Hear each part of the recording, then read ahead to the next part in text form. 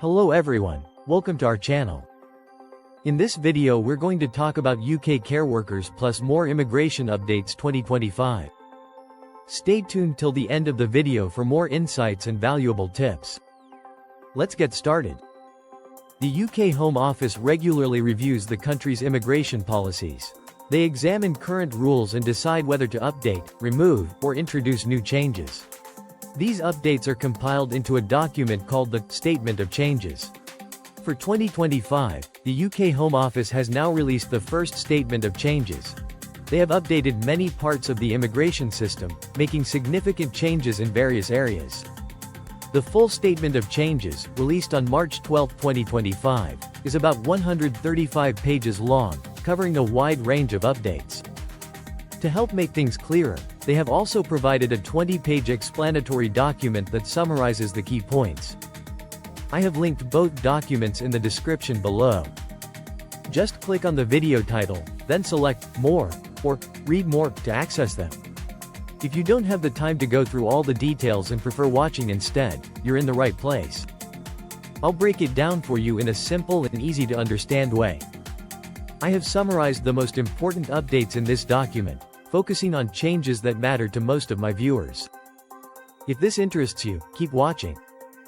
As mentioned earlier, several updates have been made. Here are some key changes. New visit visa rules for citizens of Trinidad and Tobago. Updates on the Ukrainian permission extension in Homes for Ukraine programs. Changes to the EU settlement scheme. Adjustments for children visiting the UK from French schools. Updates regarding British nationals overseas. New rules for those studying short-term English courses in the UK. Important modifications to the skilled worker route. Changes to the global talent visa. Updates to the permit-free festival route. Revisions related to child student safeguarding. Amendments for PhD students moving with their supervisors to different institutions. These are just some of the many changes. I will focus on the most relevant ones, as covering everything in detail would make this video too long. Changes to the skilled worker visa scheme.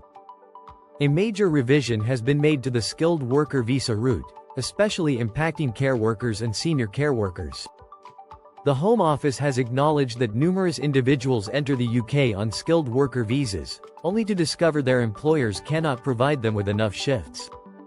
In some cases, workers are even advised by employers to seek employment elsewhere, leaving them in difficult situations. The Home Office has become aware of instances where care workers faced uncertainty due to insufficient work from their sponsors. As a result, new regulations require employers to make efforts to recruit from the pool of care workers already residing in the UK before they can sponsor workers from abroad. Employers must obtain confirmation from the relevant regional or sub-regional partnership that they have made attempts to hire locally but were unable to find suitable candidates before resorting to overseas recruitment. It is important to note that these changes apply exclusively to care roles in England. The rules do not affect Scotland, Northern Ireland, or Wales. Additionally, individuals who were already sponsored before the new rules were implemented or those switching from other immigration routes, provided they have worked lawfully for their sponsor for a minimum of 3 months, are exempt from these changes. Increase in salary threshold for skilled worker visas. The minimum salary requirement for skilled worker visas has been revised. The previous threshold was £23,200 annually, £10.90 per hour, but it has now risen to £25,000 annually, £12.82 per hour. This change brings the salary level in line with the annual updates provided by the Office for National Statistics, reflecting the current pay rates for workers in the UK.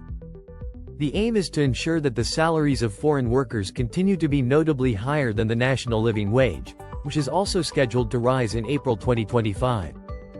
Preventing salary deductions for sponsorship costs. Certain employers have been asking workers to cover the costs of their certificates of sponsorship, CUS, immigration health surcharge, or immigration skills charge. The Home Office has recognized this as a problem and is taking steps to prevent workers from indirectly paying for their own salaries. This adjustment aims to shield workers from unjust financial pressures placed on them by their employers. Updates to settlement requirements. The rules surrounding settlement, indefinite leave to remain, for skilled workers, Tier 2 ministers of religion, representatives of overseas businesses, global talent visa holders, innovators, and international sportspersons have been clarified. The Home Office has stated that the qualifying period for settlement must be completed while in the UK as the primary visa holder. Time spent in the UK as a dependent will not be counted toward the settlement period for these visa routes. For instance, if someone spends 2 years as the main applicant and then switches to a dependent visa for 3 years, they will not be eligible for settlement based on 5 years of residency. Instead, they must complete 5 years as the primary applicant or 5 years as a dependent in order to qualify separately. Updates to Global Talent Visa Requirements. Applicants for the Global Talent Visa who have been awarded a distinguished prize no longer need an endorsement from a global talent endorsing body. The Home Office has acknowledged that winning certain prestigious international awards serves as adequate evidence of an applicant's skills and expertise. To qualify, the prizes must be granted to individuals, not organizations or specific works, open to applicants of any nationality, and decided by experts or peers rather than through public voting. Revisions for British nationals overseas, BNOs. In the past, British nationals overseas, BNOs, who have historical connections to the UK, mostly from Hong Kong, were able to enter the UK without a visa.